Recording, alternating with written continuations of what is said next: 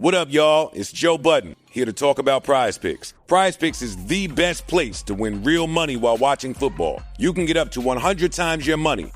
Prize Picks will give you $50 instantly when you play your first $5 lineup. You don't even need to win to receive the $50 bonus. It's guaranteed. Just download the Prize Picks app and use code SPOTIFY. That's code SPOTIFY on Prize Picks to get $50 instantly when you play a $5 lineup. Prize Picks. Run your game. Must be present in certain states. Visit prizepicks.com for restrictions and details. This episode is brought to you by Progressive Insurance. Fiscally responsible, financial geniuses, monetary magicians.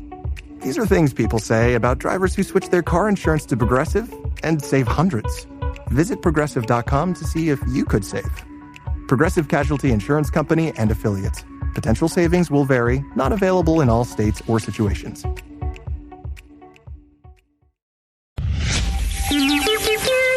It's the 77 WABC News Hour. Talking the news with Noam Laden. All the news you need to know with Joe Nolan, traffic, Justin Ellick, sports. And now, Talking the news with Noam on 77 WABC. Yes, that's me. Good morning. It is Monday, September 22nd. Your forecast from the 77 WABC Weather Center. Clouds this morning, sunshine this afternoon. Another beautiful day on the way. High 74. Tonight and overnight, partly cloudy, low 63, and then warmer for Tuesday, but sunshine, high 80. If you're walking out the door with us right now, it is 50 and clear in Tarrytown up in Westchester County, 51 and clear in Hopewell over in New Jersey, and it's 53 and partly cloudy right outside our Midtown studios. The top 5 at 5. Thousands attend a memorial for Charlie Kirk. Here come leaders from around the world to clog our streets and crowd our restaurants. The two candidates who want to be governor in New Jersey duke it out. Where was Mayor Adams this weekend? And wait, how much money has the city made off noise cameras? All right, let's get into it at 5:01, getting around the city. We know this drill this time of year, especially the East Side. Going to be extremely difficult this week with two major events underway. The opening of the UN General Assembly brings with it the first of this year's Gridlock Alert Days in Manhattan. More than 150 heads of state, including President Trump, will be in town. And police say there will be numerous street closures as the dignitaries move about. Officials say the best way to get around is underground on the subway. And on Long Island, the Ryder Cup is underway at Bethpage Black. Expect numerous road closures in that area all week. I'm Larry Kofsky, NBC News Radio. Oh, what fun. 5:01 over to New Jersey. Democrat Mikey Sherrill, Republican Jack Ciattarelli sparring over the economy, President Trump's leadership as they faced off last night. The opening debate in New Jersey's governor's race. It was, I guess, a combative affair for much of the night. Ciattarelli repeatedly trying to cast his opponent as dishonest and vague, and Sherrill questioning the former CEO's math skills and allegiance to President Trump. There were some moments where people in the crowd were shouting insults. It was a lively crowd, that's for sure. Security extra tight at this town hall style debate. It was at Rider University, which is just right outside of Trenton, which of course played out after this memorial for Charlie Kirk yesterday. So security was extra tight. Over and over, Sherrill linked Ciattarelli to President Trump and what she called his far-right MAGA movement and his more controversial policies. It was her most consistent theme through what was a 90-minute debate last night. We pay $70 billion more into the federal government than we get back as a state. So if they're not going to run their programs, they just need to send that money back so we can run them. And this is a real difference between myself and my opponent, who says he doesn't disagree with anything Trump's doing and that he's never going to sue him. Now, Ciattarelli did not criticize the president or break with the Republicans on any issue, but he did say a number of times he described himself as independent and tried to create some space between him and the president. There's a public safety crisis in this state. Nonviolent crime is through the roof. Break-ins, car thefts, flash mobs in our malls and Jersey Shore. There's an overdevelopment crisis in the state where we're taking Garden right out of the Garden State with all the overdevelopment. Now, as she has for a lot of the campaign, Cheryl focused on her background as a Naval Academy grad and a Navy helicopter pilot. She was a federal prosecutor before being elected to Congress in 2018. Chitterelli, who's in his third bid for governor, played up his family roots in New Jersey, which he says goes back a century. He's a certified public accountant who owned a medical publishing company that he sold back in 2017. Rising costs. That was a big focus last night. Candidates clashed over what and who's to blame for rising costs in New Jersey. I'm going to declare a state of emergency on day one, freezing your rate hikes. I'll reopen and repurpose the plants. We'll expand our nuclear footprint in South Jersey. We will accelerate solar on the rooftops of our warehouses, and we're pulling out of the regional greenhouse gas initiative. That carbon tax initiative has been a failure. And Chitterelli sought to link New Jersey's high taxes to the Democrats and Mikey Sherrill to Governor Murphy. We have more municipalities than California, and we have more school districts than municipalities. And it's raising costs on everybody. We need a new school funding formula. So Election Day, it's just 6 weeks away now. Trump lost in New Jersey by just 6 points last fall. So that suggests that things could be very close come Election Day. Now, the latest poll, it was either Marist or Quinnipiac. I think it was Quinnipiac, had Mikey Sherrill up by just 8 points ahead of Election Day. 5:05. Let's bring it back here into the city. A man police say choked a woman at a subway station under arrest. The man, who apparently did not know his 28-year-old victim before the attack, shared the same 4 train with her as it approached Harlem. The 37-year-old started arguing with the woman, and when the train stopped at Lexington and 125th Street, police say he pushed her off the train, then choked her. She's okay. The man was arrested at the station and charged with criminal obstruction of breathing.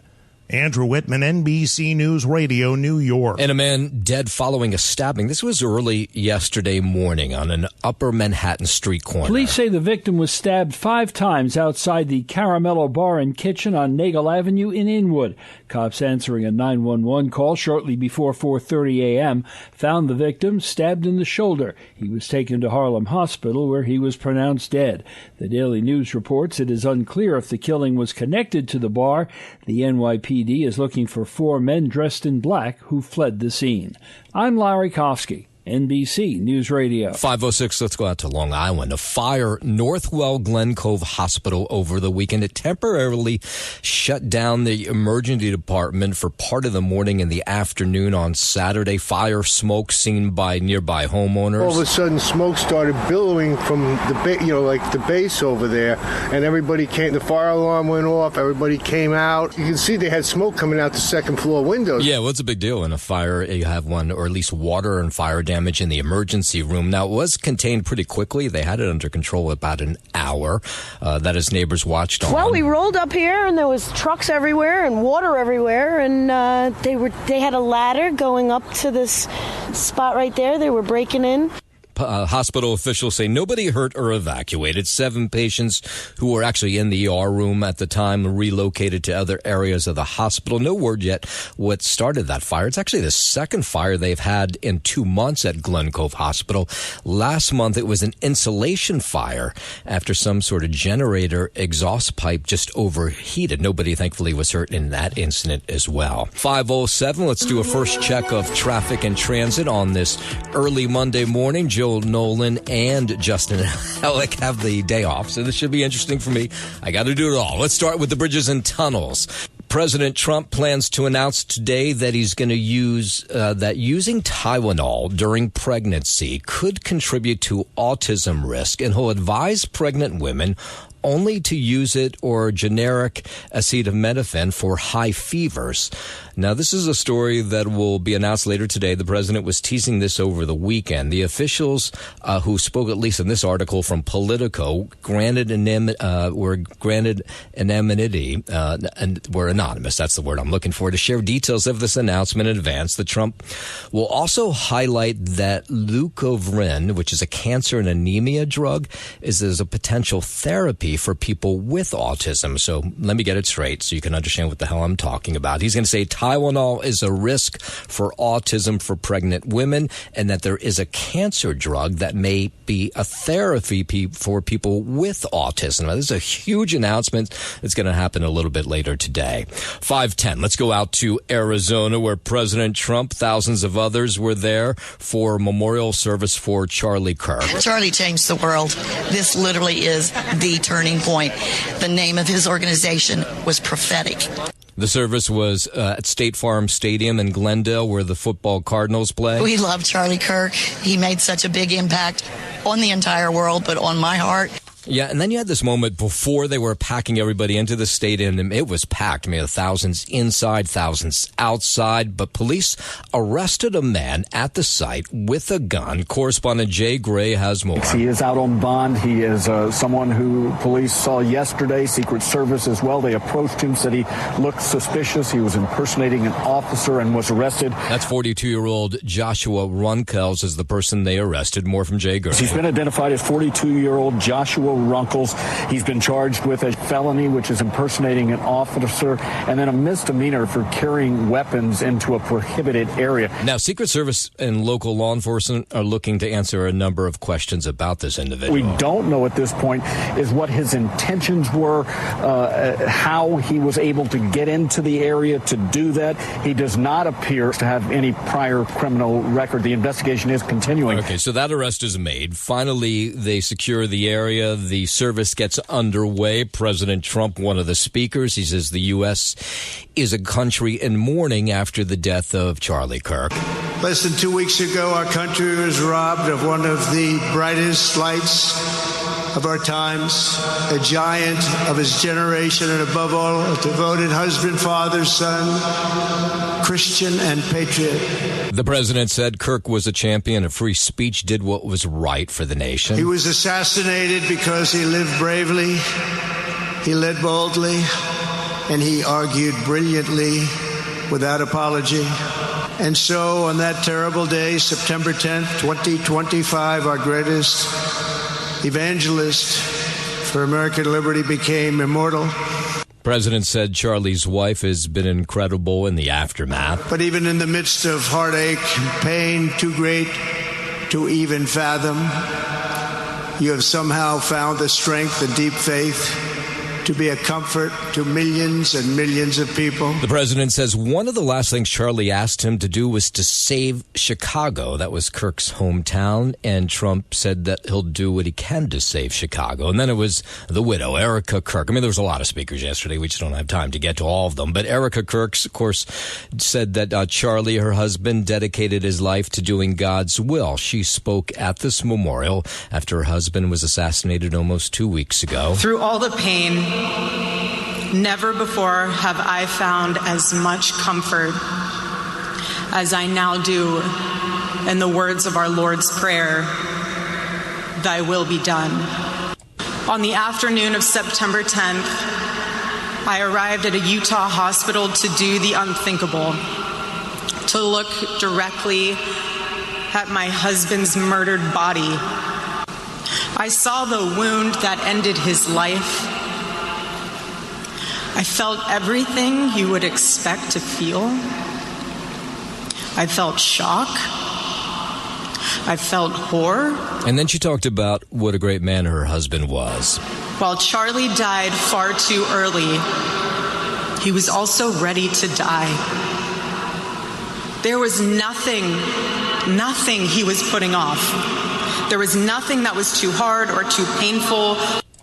We saw people pray for the first time since they were children. We saw people go to a church service for the first time in their entire lives. And then there was a maybe surprising moment for some. Kirk's widow then talked about the assassin and that she forgave the assassin who killed her husband. Father, forgive them, for they not know what they do. That man, that young man, I forgive Give him. Yeah, pretty amazing moment at that service yesterday. And then there's just the conversation around Kirk's assassination, the conversation we continue to have in America. Over the weekend, the House adopting this resolution honoring Charlie Kirk. Here's Speaker Mike Johnson. The House of Representatives calls upon all Americans to reject political violence, recommit to respectful debate, uphold American values, and respect one another as fellow Americans. Now, the vote was 310 to 58, with 95 Democrats supporting the resolution, and Johnson spoke about that. Sadly, a number of Democrats could not bring themselves to vote for that. We have to let everybody make their own judgments about that. All right, there's so much more to do about this. We'll get into the latest on the Jimmy Kimmel and what he's doing to try to get his show back. But first, 5:15, it's time for sports. Justin Ellick's got the day off, so you got me. The Chiefs got their first win of the season. Unfortunately, it was with a 22-9 takedown of the Giants MetLife Stadium last night, Sunday Night Football. Patrick Mahomes completed 22 of 37 passes, 224 yards, 1 touchdown. The Chiefs are now 1-2. For the Giants, it was Russell Wilson throwing for 160 yards, 2 interceptions in the losing effort. The Giants, unfortunately, remain winless at 0-3. In Tampa Bay, it was just a total heartbreaker for the Jets. The Buccaneers took down New York 29-27 after Chase McLaughlin kicked a 36-yard field goal as time expired to lift the Bucs to victory. Baker Mayfield threw for 233 yards and a touchdown. Tampa Bay 3-0. Tyrod Taylor got the start under center for the Jets. He threw for 197 yards, 2 touchdowns, and a pick. New York now 0-3, just like the Giants. Out on the diamond. Nationals beat the Mets 3-2. Rubber match of that series out at Citi Field. Sean Manaea surrendering 3 runs over 3 innings to get the loss. The Mets have dropped back-to-back games, now fall to 80-76, now tied with the Reds for the final NL wildcard spot entering this final week of the season. Better for the Yankees. Their offense exploded extra innings as they picked up a 7-1 win over the Orioles in Baltimore. Ben Rice went 4 for 5 with 5 RBIs, including a go-ahead grand slam in the top of the 10th. New York is leading now the AL wildcard race. The Rangers, they opened the preseason with a 5-3 win over the Devils in Newark. And a vote will take place tomorrow that could ban Israeli soccer teams from the Champions League, the Europa Cup, and most importantly, the World Cup soccer play next year. The countries pushing for the ban want to punish the Jewish nation for its war in Gaza. And that's sports at 5:17. Pennsylvania Governor Josh Shapiro says Americans must universally condemn political violence after the assassination of Charlie Kirk. He was on Meet the Press yesterday. No matter where it is, whether it's against Charlie Kirk or someone else, it is not okay. And we all have to work together to condemn it. We got to find our better angels. Shapiro among the victims in a recent string of political violence as he and his family were targeted in an arson attack earlier this year. Authorities believe the suspect in that case had targeted the governor for his Jewish faith. It's not just the scars it leaves on those who were targeted.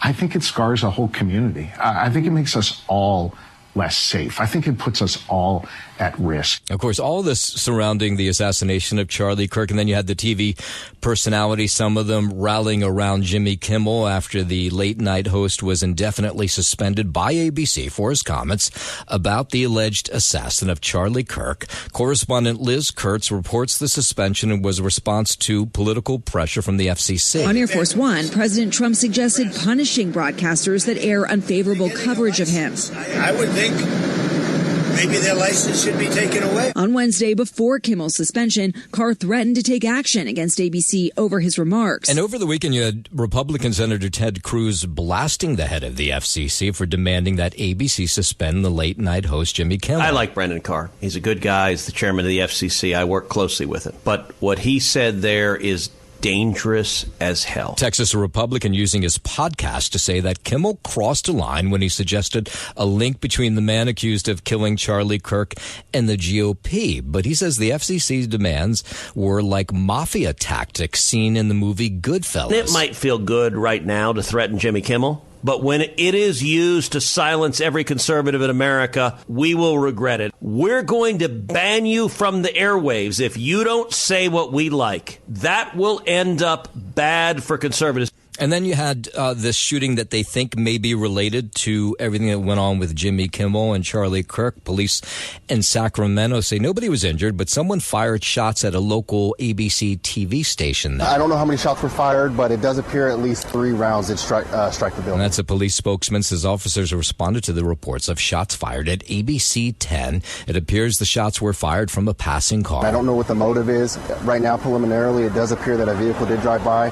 Shots were fired and the vehicle took off. Yeah, at least 3 bullet holes could be seen in what police say is the lobby window of this ABC station. As of 5:22 this morning, they had not found the person who fired off those shots. 5:22, down to Washington, where borders are. Tom Homan denying allegations of bribery. MSNBC reported Saturday that Homan accepted $50,000 in cash last year from undercover FBI agents posing as business people after he indicated that he could help them get government contracts. Sources told the network the case was closed after Trump won the election. In an interview on News Nation Saturday, Homan denied the reports. I'm Lisa Carton. The White House trying to calm worries in the business community caused by President Trump's exorbitant new fee for the H-1B visa. President Trump signed a proclamation Friday that imposes a $100,000 fee on foreign workers who want to obtain a visa to work in the U.S. The fee went into effect at midnight Saturday. Later, White House Press Secretary Caroline Leavitt tried to calm fears about the proclamation, clarifying it was not an annual fee but a one-time fee, and that it applies only to new visas, not renewals for current visa holders. Leavitt says existing H-1B holders can continue to leave and re-enter the country as allowed before. I'm Scott Carr in Washington. 5:23, let's go up to Boston. Harvard Medical School reducing its research work by at least 20% during this upcoming fiscal year. The decision to scale back research is linked to the federal government's decision to impose steep tax in Harvard's endowment. The medical school is using tens of millions of dollars in emergency stopgap funding to cover the rest of the lost money in the short term. Harvard officials say further cuts to research are likely in the upcoming fiscal year that begins next July. I'm at Mattinson. 5:23 out to California. Governor Gavin Newsom signs what's called the No Secret Police Act to protect immigrant communities, hold, he says, the White House accountable. Newsom says one of the bills targets the identities of ICE enforcement agents in California. I'll be signing a bill, the first in the nation, saying enough. ICE, unmask. What are you afraid of? What are you afraid of? What are you afraid of?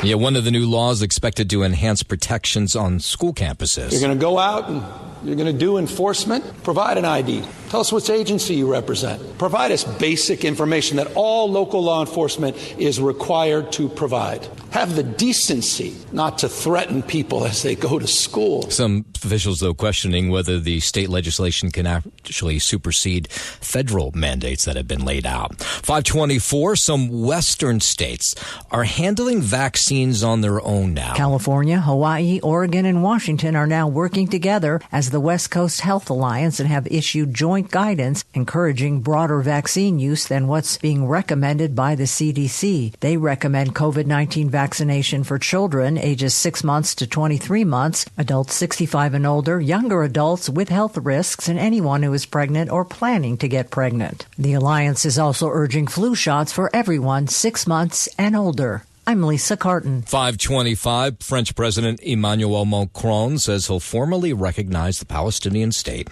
at the United Nations General Assembly that begins this week. Macron says the decision is necessary to counter Hamas. If we want to stop this war, if we want to isolate Hamas, the recognition process and the peace plan which goes with this recognition process is a precondition. Other countries, including Canada and the UK, have also expressed similar plans. I recognize the legitimacy of so many Palestinian people who want a state, who are a people, they want a nation, they want a state, and we should not push them towards Hamas. Now, President Trump commented on the situation last week during his state visit to the UK, saying he wants to stop the fighting between Gaza and Israel, but disagrees with the British anyway, British Prime Minister Keir Starmer's stance on recognizing a Palestinian state. 5:26, Ukrainian President Zelensky expects to meet with President Trump this week as Russian airstrikes continue despite efforts to negotiate some sort of peace deal. President Zelensky told reporters on Friday he plans to meet with President Trump when the two leaders attend the UN General Assembly on Tuesday. According to Bloomberg News, Zelensky wants to discuss, quote, security guarantees from all partners, including the U.S. and Europe. President Trump is set to deliver a speech at the UN on Tuesday. I'm Jim Forbes. President Trump says he had a very productive call with Chinese President Xi Jinping that included approval of this TikTok deal. And as you know, he approved the TikTok deal, and we're in the process. We have some great investors, some of the biggest in the world, American investors, great people. And we look forward to getting that deal closed. Yeah, it comes as the two sides have been working for the social media platform not to be banned in the U.S. And when you say fully approved, I don't know what that means. We have to get it signed. I guess it could be a formality. I found his word to be very good. President Xi and I had a long talk. We talked for almost 2 hours. Yeah, President says they agreed to meet at the APEC summit in South Korea, and that Trump, he says, will go to China in the early part of next year. It's the 77 WABC News Hour. Talking the news with Noam Laden. All the news you need to know with Joe Nolan, traffic, Justin Ellick, sports. And now, Talking the news with Noam. On 77 WABC. Yes, that's me. Good morning. It is Monday, September 22nd. Your forecast from the 77 WABC Weather Center. Clouds this morning, sunshine this afternoon. Going to be another beautiful day, though. High 74. Tonight and overnight, partly cloudy, low 63, and then we'll do it again on Tuesday, just a little bit warmer, sunshine, high 80. If you're walking out the door with us right now, it is 50 and clear in Tarrytown up in Westchester County, 50 and clear in Hopewell over in New Jersey, and it's 53 and partly cloudy right outside our Midtown studios. 5:38. Let's talk about the top 3 elected officials in New York City, New York State, now officially endorsing Zohran Mamdani for mayor. Mamdani completed the leadership sweep Friday afternoon when State Senate Majority Leader Andrea Stewart Cousins endorsed the assemblyman leading the polls. Governor Kathy Hochul started the trend when she backed Mamdani Sunday, and State Assembly Speaker Carl Hastie did the same Wednesday. Mamdani's had less success with state Democrats in national leadership positions. Neither Senate Democratic leader Chuck Schumer nor House Minority Leader Hakeem Jeffries have backed the Democratic Socialist. Andrew Whitman, NBC News Radio, New York. Yeah, and yesterday they had this African-American Day Parade. I think it's the largest one in the country, actually. Zohran Mamdani got a pretty warm welcome there. I love seeing everybody, any leader who's going to show up to our community to say our communities count, our communities will shape the future of New York City. And Mamdani got those endorsements over the weekend, but he hasn't gotten the endorsements from Senator Schumer or House Minority Leader Hakeem Jeffries. So he's asked about that. You know, I've appreciated the conversations I've had with Congressman Jeffries, and they're conversations that have come back to affordability, the importance of it. Republican candidate Curtis Sliwa, he started his day at a 5K run in Bay Ridge talking with voters yesterday. Andrew Cuomo, he spent time at several houses of worship in the area. He was at a Sikh center in Queens Village. He was also seen at church where he took a swipe at Zohran Mamdani. People want someone who has the experience to do the job. He said, can we build affordable housing? Of course we can. I was housing secretary for Bill Clinton for 8 years, built housing all across the nation. Now, what was interesting is Mayor Adams was not to be seen anywhere over the course of the weekend. When his campaign was asked about it, they said that he was behind closed doors for meetings with supporters and fundraisers over the weekend. 5:40. Okay, let's talk about this UN General Assembly. More than 200 heads of states, their entourages, arriving at the United Nations headquarters this week to mark the 80th session of the General Assembly.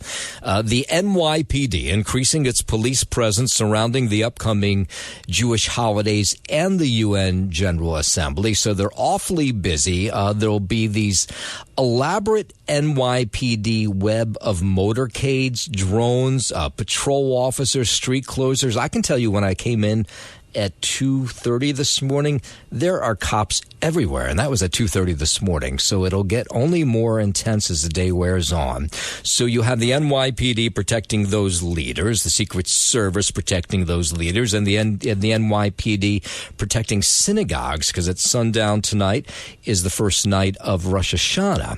So here's somebody who's with the Secret Service who talks about the logistics of trying to protect world leaders, of course, like the president who's here and Prime Minister Benjamin Netanyahu from Israel. If we see something that is potentially a threat, we need to be paranoid about running that to ground. Whether it's an email on cyberspace or it's an Instagram post, or it's somebody out on the street saying something that they shouldn't say that's a threat to our protectee, we run all of those to ground. Now, all these days this week are essentially gridlock alert days for the UN General Assembly.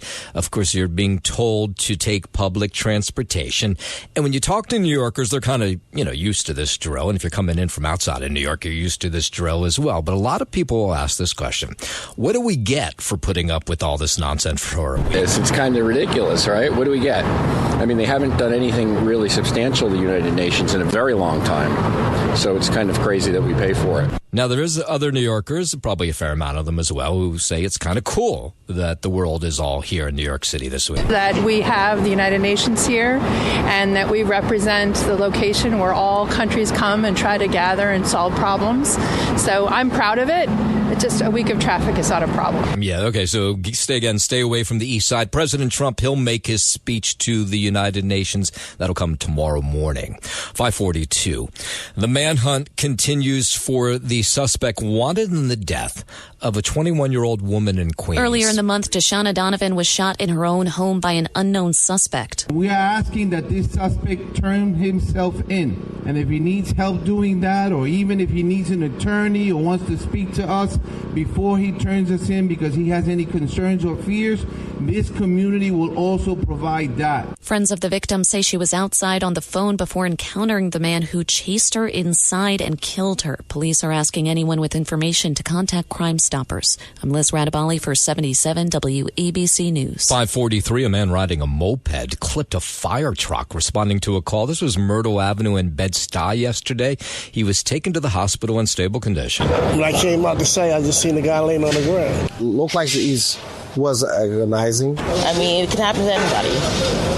It's nothing, even if you're taking precautions, it can happen to anybody. Yeah, it's a sound of a crash before a person could be seen on the ground between parked cars. Not exactly clear what happened. We reached out to the FDNY for more details, but have not heard back. City Council is considering new regulations for water cooling towers, and in the light of this summer's deadly Legionnaires outbreak up in East Harlem, Councilman Youssef Salam stressing its importance. It's about ensuring that systems that we have in place, the inspections, the monitoring, the communications, the enforcement, are working as they should be. Now, this was a pretty serious outbreak that occurred in Harlem back in July. 114 Legionnaires cases, 90 hospitalizations, 7 deaths.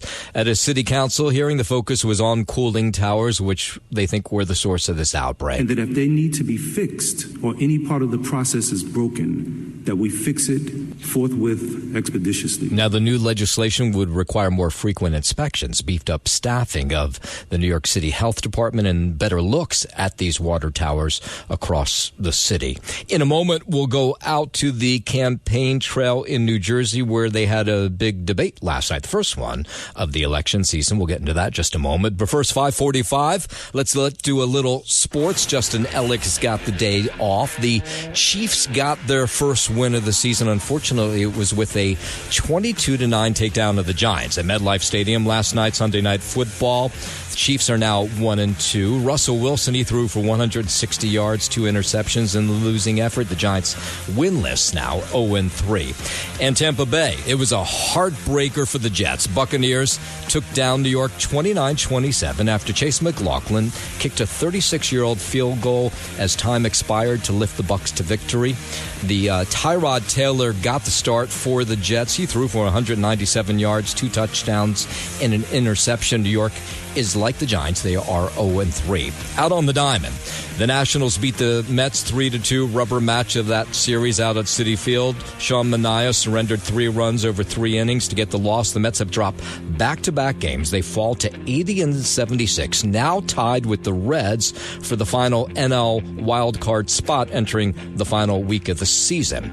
The Yankees offense exploded in extra innings as they picked a 7-1 win over the Orioles in Baltimore. Ben Rice went 4 for 5 with 5 RBIs, including a go-ahead grand slam top of the 10th. New York is leading the AL wild card race. And the Rangers, they opened the preseason with a 5-3 win over the Devils in Newark. And that's your sports. President Trump looming large as New Jersey's candidates for governor. Democrat Mikey Sherrill and Republican Jack Ciattarelli met on a debate stage for the first time last night at Rider College, a school right outside of Trenton.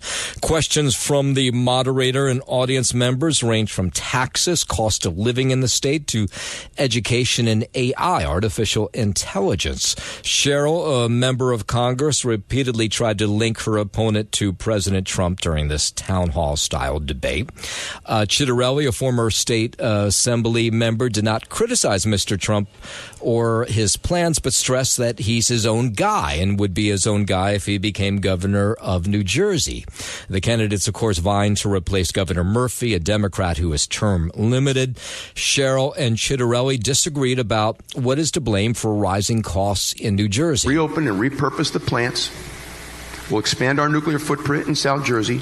We will accelerate. They're talking about the issue, which is huge in New Jersey, is the costs of utilities, electricity. It's solar on the rooftops of our warehouses, and we're pulling out of the regional greenhouse gas initiative. So I'm going to freeze those rate hikes by declaring a state of emergency. I'm going to add massive amounts of power into the grid. Right now, we need to produce power here in our state because the market has been screwed up by PJM. Jack Ciattarelli blaming New Jersey's high tax rates, which has been there around forever, on Democrats who have run the state government in recent years. By sharing services and school administrative costs and municipal courts, and continuing to hammer home the way in which we can support seniors with Anchor and Stay New Jersey so that they aren't here susceptible to the constant increases in property taxes. Making all retirement income tax free for our seniors because they worry about living out their lives in a home, freezing property taxes once you hit age 70 for life, allowing seniors to deduct 100% of their property taxes on their New Jersey tax return, capping property taxes at 1% of the assessed value of your home if you're a first-time home buyer. Now all the money is being spent by the Democrats and Republicans, the national parties, in 2 places where there's only 2 races, 2 governors' races, Virginia and New Jersey. So ad spending on the race in New Jersey is projected to total around $140 million. Now, some of that is the ad markets where you can spend money are some of the most expensive ones in the country. Right here in New York, if you're trying to get the northern part of New Jersey, and Philly, if you're trying to get the southern part of the state. Sherrill has consistently led in polling. The most recent from Quinnipiac University had her 8 points higher than Ciattarelli. Of course, Election Day is November 4th, but the absentee and mail-by ballots, they were sent out over the weekend. So we're now just a little less than 6 weeks away from Election Day. 5:41, while we're in New Jersey, 1 person killed, 3 other people were injured, 7 homes destroyed in a late-night fire in Trenton over the weekend. The person who died, an 18-year-old 19-year-old. His name has not been released. One of the people who was injured is in critical condition, the other in stable condition. Here's the mayor of Trenton. Horrific fire. 7 houses went on fire within the last hour. They seem to have gone up all at once. 7 families, all of their possessions seem to have been destroyed. Yeah, so a total of 22 people displaced by the blaze. The Red Cross helping families who need a place to stay. So far, no word what started that. 5:51, let's bring it back here into the city. People gathering in Times Square over the weekend for a free speech rally that turned into a roast as outcry against ABC's indefinite suspension of Jimmy Kimmel Live continues. The network announced the show would be preempted after Kimmel suggested allies of President Trump were trying to use Charlie Kirk's assassination for political gain. He said so during a monologue last Monday. So here were some people who showed up at this rally who are upset with the president. They blame him for Jimmy Kimmel being pulled off the air. This wasn't a bunch of civilians saying, I don't like what that performer is saying, I'm not buying tickets. Those are all perfectly acceptable things to do. This was government overreach and government silencing. And if Jimmy Kimmel, for the insanely tame comment that he made, got censored, got silenced because of that, none of us are safe. Now, White House Press Secretary Caroline Leavitt says President Trump had nothing to do with Kimmel's show being taken off the air. I can speak on behalf of the President of the United States, and while he's pleased with this decision, we had nothing to do with it. It was ABC's decision. Now, what the New York Post is reporting is Kimmel is reportedly involved in ongoing discussions with Disney and ABC executives about getting back on the air. 5:53. A New Jersey community celebrating after coming together to help find a 10-year-old dog that had been missing for weeks. Rocco, a French bulldog from Vernon, ran away from his dog walker back in August. That's when friends, neighbors, strangers, and a nonprofit called Hound Hunters of New Jersey paddled all the stops to get Rocco back. We were out hiking, hanging up posters. We were putting cameras out with feeding stations, and volunteers made posters, flew drones, searched the woods on ATVs until Rocco, 10 pounds lighter, but none the worse for wear, was lured into a cage with a cheeseburger and then returned to his owner. You know, the nightmare is over. It's a happy ending. Yeah, amazing that they found the dog. So, how many times someone loses a dog, and unfortunately they never find them again. Here in the city, those high-tech cameras that have been popping up across the city to catch speeders, there's these new ones now that crack down on noise. The noise-detecting devices are listening out for honking horns, other excessive noises, and then they'll ticket people who are making those noises. So the cameras have helped issue about close to $2 million in fines. Here's City Councilman Lincoln Ressler says the goal is to address growing problems in neighborhoods like downtown Brooklyn where things can get apparently awfully loud. I really wanted to bring this to our community because we get so many noise complaints, especially in downtown Brooklyn. We need a smart and sophisticated automated response that can hold bad actors accountable and be an effective deterrent to loud noise. Now, each noise camera costs about $40,000. It's programmed to snap a photo of a vehicle's license plate when sound levels exceed the city's legal limit of 85 decibels. Now, a lot of people in Brooklyn were asking this question. If you have these noise cameras and they're catching people, why is it still so loud in Brooklyn? I mean, will it decrease the noise in the area? Will it truly? It won't eradicate the noise. This is New York, for goodness sake. People are going to make noise. Emergency personnel, fire trucks, ambulances, cop cars, blowing of the horns. It's too much. Yeah, people there saying it's just as loud as it ever was. So if the idea is to capture people and then find them, then the noise should be less so, but that hasn't been the case.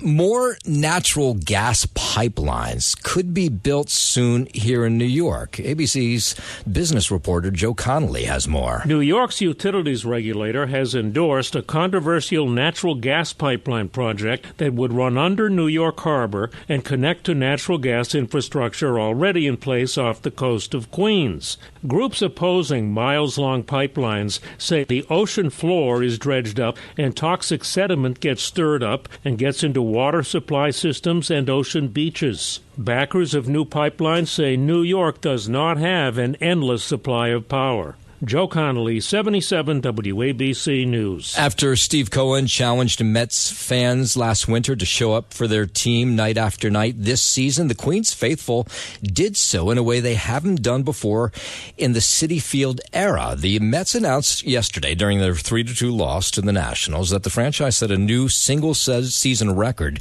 with Citi Field, with 3.8 million fans walking through the gates so far in 2025. That number surpasses the previous record set in 2009 when the ballpark first opened. So according to the team, the new record, a 38% increase over attendance last year, 19 sellouts, and nearly 50 of the 81 home games drawing over 40,000 fans. I can tell you, when I was there for Thursday's game, which was a businessman special that started at 1 in the afternoon, the ballpark was almost completely sold out. Thanks for listening to the News Hour with Noam Laden. You can hear the News Hour with Noam Laden weekday mornings at 5 on 77 WABC. If you like the podcast, share it with your friends and listen anytime at WABCRadio.com and download the WABC Radio app. Hit that subscribe button on all major podcast platforms. Plus, follow WABC on social on Instagram, TikTok, Facebook, and X. See you next time for a new episode so you never have to wonder. What the heck is going on here?